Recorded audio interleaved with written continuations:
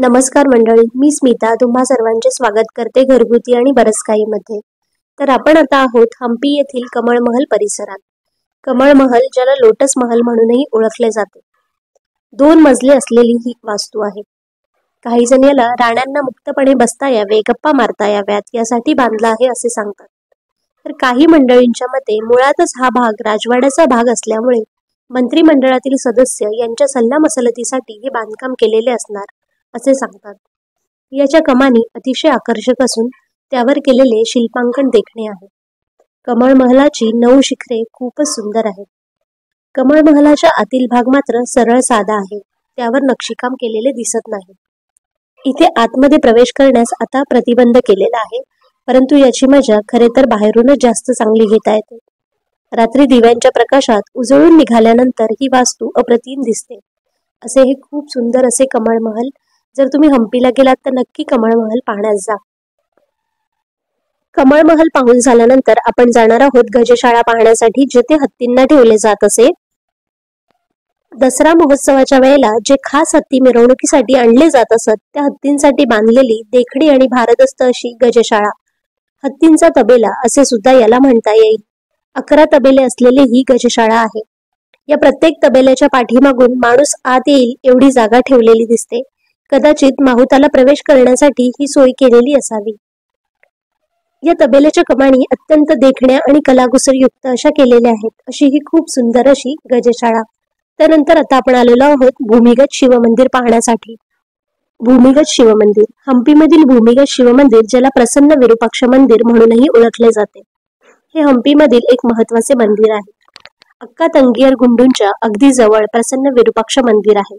या मंदिराचे तोंड पूर्वेकडे आहे आणि ते जमिनीच्या पातळीच्या बरेच खाली आहे, आणि म्हणूनच ते भूमिगत शिवमंदिर म्हणून दुसऱ्या नावाने लोकप्रिय आहे। अलीकडील काळात मोडकळीस आलेल्या मंदिराचे नूतनीकरण व जीर्णोद्धार करण्यात आला आहे।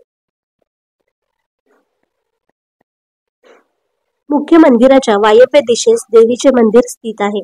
मंदिराच्या नैऋत्य कोपऱ्यात असलेला कल्याण मंडप स्वरूपाने शोभिवंत आहे। मंदिरात सापडलेल्या शिलालेखात मंदिराच्या नावाची प्रसन्न विरूपाक्ष म्हणून नोंद केलेली आहे। राजा कृष्णदेवरायांनी त्यांच्या राज्याभिषेक सोहळ्यासाठी या देवळास काही देणगी दिली होती। शैलीत्मक आधारावर हे मंदिर इसवी सन 14व्या शतकातील असल्याचे लक्षात येते।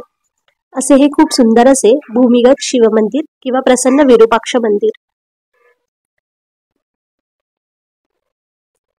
हे खूप खाली असल्यामुळे, जमिनीच्या पातळीच्या बरेच खाली असल्यामुळे इथे पाणी आहे भरपूर जमा, त्याच्यामुळे आपल्याला आतमध्ये जाऊन दर्शन घेता येत नाही।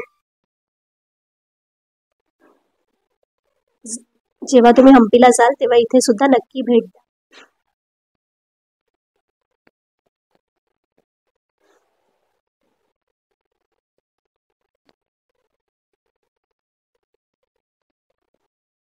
आता आपण पाहणार आहोत नरसिंह देवाची मूर्ती।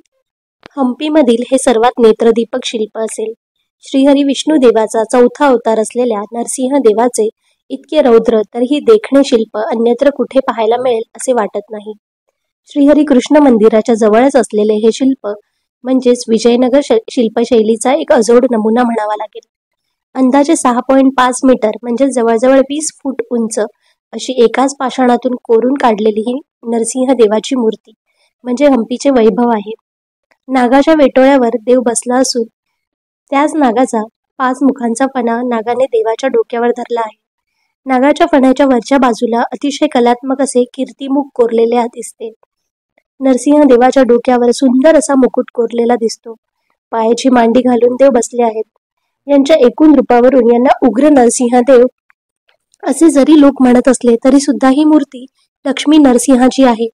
देवाच्या डाव्या मांडीवर देवी लक्ष्मीची प्रतिमा शिल्पित केलेली होती, परंतु आक्रमकांनी ही मूर्ती फोडण्याचा प्रयत्न केला, त्यावेळी लक्ष्मी देवीची मूर्ती भंग पावली। आज जरी देवी लक्ष्मी दिसत नसल्या तरी सुद्धा देवी लक्ष्मीचा हात आणि बोटे नरसिंह देवाच्या खांद्यावर पाठीमागच्या बाजूने पाहता येतात। या मूर्तीला लक्ष्मी नरसिंह मूर्ती ही म्हणतात। अतिशय कलाकुसरयुक्त अशी ही मूर्ती पाहत राहावी अशी आहे।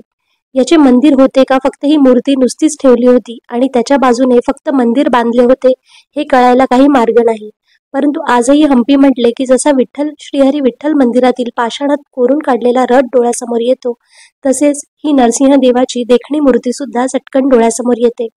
आणि आता आपण जे समोर पाहतोय ते आहे नरसिंह देवाच्या मूर्तीच्या शेजारीच काही पायऱ्या उतरून गेल्यावर बदवलिंग नावाचे एक शिवमंदिर आहे. मंदिरात एक पाषाणी शिवलिंग पाहायला मिळते. मंदिरात मात्र सर्वत्र पाणी भरलेले असते. हे मंदिर एका गरीब स्त्रीने बांधले असल्याचे सांगितले जाते. खरं तर यावरून विजयनगर साम्राज्याच्या भरभराटीची कल्पना येते.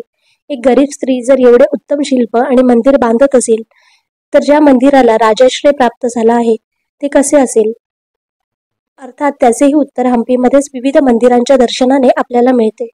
परंतु एका वैभवशाली साम्राज्याच्या संपन्नतेची ही झलक म्हणायला हवी.